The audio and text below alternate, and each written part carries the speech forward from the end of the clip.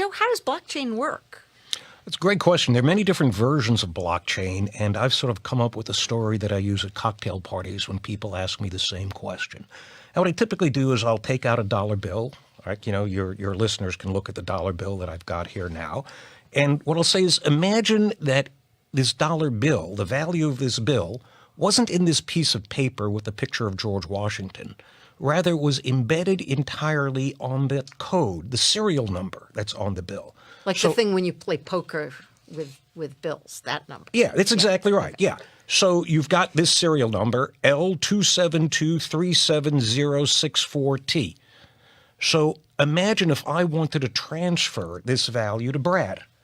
Well, what I would do is I would whisper in Brad's ear, L272376064T, and the algorithms associated with the regime would in effect change that number to L2673845.8E.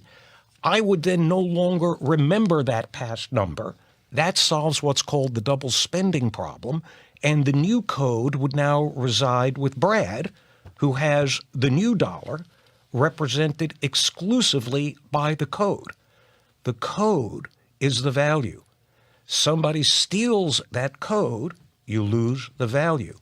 You forget that code, you lose the value. It's another reason why I couldn't mess around with those assets.